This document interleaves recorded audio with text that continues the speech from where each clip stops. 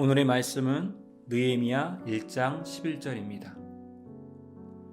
주여 구하오니 귀를 기울이사 종의 기도와 주의 이름을 경외하기를 기뻐하는 종들의 기도를 들으시고 오늘 종이 형통하여 이 사람들 앞에서 은혜를 입게 하옵소서 하였나니 그때 내가 왕의 술관원이 되었느니라. 아멘. 전주에 사는 큰누님과 통화하다가 이런 이야기를 들었습니다. 페이스북을 통해 알게 된 지인의 남편이 엘리베이터를 고치는 기술자인데 이번 코로나 사태로 일감이 많이 줄어 계속 집에 있다고 합니다. 어린 자녀가 5이나 있고 학교도 어린이집도 가지 못하는 상황에 온 식구가 집에 있다 보니 식료품 지출이 너무 많다고 합니다. 그래서 대단한 도움은 안 되지만 어린 자녀들 간식이라도 사주라고 그분에게 약간의 돈을 보내드렸다고 합니다.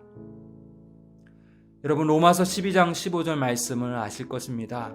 즐거워하는 자들과 함께 즐거워하고 우는 자들과 함께 울라. 이것은 달리 말하면 공감하라는 것입니다. 우리 예수님도 병자들을 치유하실 때 그냥 기계적으로 고치지 않으셨습니다. 예수님 오랫동안 병마에 시달린 그들의 상한 마음을 아파하시고 애통해 하셨습니다. 오늘 본문에도 보면 다른 이들의 아픔을 마치 자기의 고통처럼 공감하는 사람을 봅니다. 바로 느헤미야라는 사람입니다. 그는 당시 페르시아 왕의 술관원으로 일하고 있었습니다. 단순히 왕의 술 대접을 하는 자리가 아니라 왕의 측근으로 상당한 권세의 자리에 있었습니다.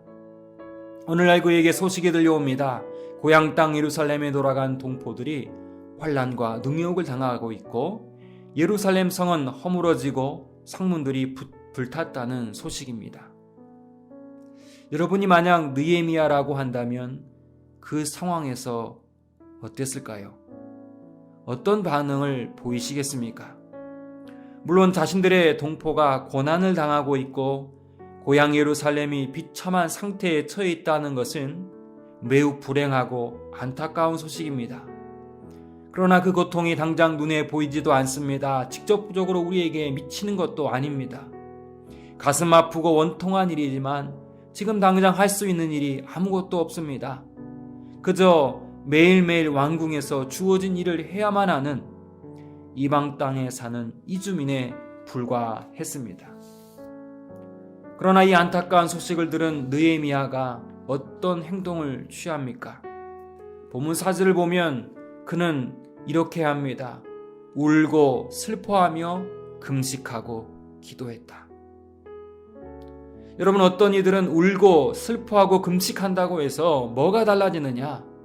하루에도 수백 명씩 확진자가 늘어나고 있는 이 비참한 현실에서 기도한들 무엇이 달라지겠느냐?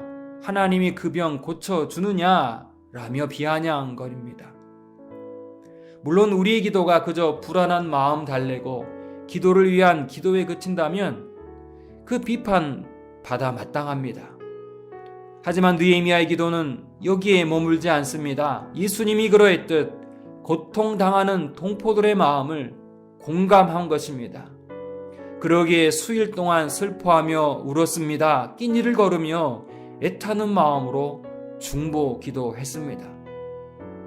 여러분, 그때 하나님 느헤미야에게 감동을 주십니다. 그때 하나님의 놀라운 역사가 나타난 것입니다. 무엇을 어떻게 해야 할지, 어떻게 행동해야 할지 우리에게 지혜와 판단력을 주십니다. 난관을 능히 이겨내는 용기를 주시고 미래에 헤쳐나가야 할 비전을 주십니다. 불안한 마음을 달래는 기도에 머물지 않고 철저히 조국이 처한 어려움과 동포의 아픔이 내 것인 양 끌어안고 부르짖을 때 하나님은 그에게 무엇을 해야 할지 알려주시는 것입니다. 대광교회 성도님들, 우리 역시 한국 사회와 한국 교회가 처한 매우 안타까운 현실을 보게 됩니다. 이 상황에서 우리 믿음의 사람들은 어떤 자세를 취해야 합니까? 당장 문제를 일으킨 주범을 찾아내고 잘잘못을 따지고 싶습니다. 물론 이 과정도 하나님의 공의의 차원에서 반드시 필요한 과정입니다. 그러나 그보다 앞서 우리 신앙인들은 느헤미야처럼 현재 고통당하는 자들의 아픔을 내 것이냐 느끼고 불쌍히 여기고 그들을 위해 중보 기도해야 합니다. 하나님은 반드시 우리의 기도에 응답하시고 주님의 선하신 뜻을 이루어 가실 줄을 믿습니다. 함께 기도하겠습니다. 하나님, 우리를 불쌍히 여겨 주시옵소서.